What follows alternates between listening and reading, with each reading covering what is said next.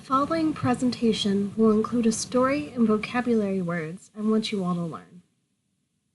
Please use the concept cube you have been given while watching this video. This is Adonis. He was a Greek artist and sculptor who always had an interest in art as a child. He began his journey as a lowly stonecutter. A stonecutter is someone who works with stones and shapes them, usually for purposes of building.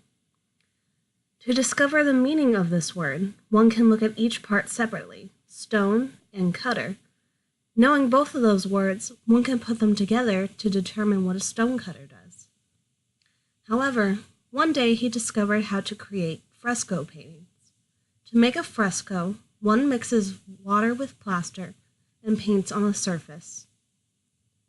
Adonis spent years making frescoes and perfecting his craft. However, his interest eventually shifted from painting to sculpture. Sculpture involves making a 2D, but usually 3D artwork out of various materials to create an abstract or realistic form. If one knows what it means to sculpt, one can also determine what the word sculpture means. The suffix "er" relates to an abstract noun, so any words ending with "er" are abstract nouns. Adonis worked with wood, random objects, stone, and plaster until he found his favorite material to work with, marble. Marble is an advanced form of limestone that is usually white with some streaks of color. It's a material that is very often used in sculpture and architecture. Adonis spent hours upon days upon years chiseling away at the rock to create beautiful figures and forms.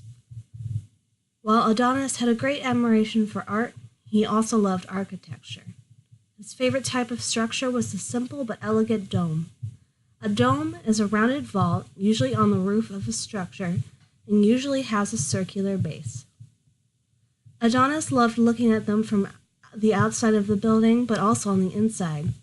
He would stare up at the structure in amazement, wondering how the dome doesn't cave in on itself.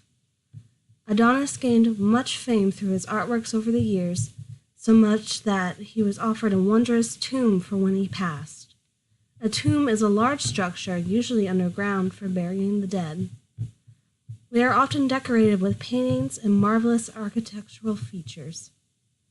Adonis was so overjoyed by the fact he was being granted a tomb and helped design the artistic features.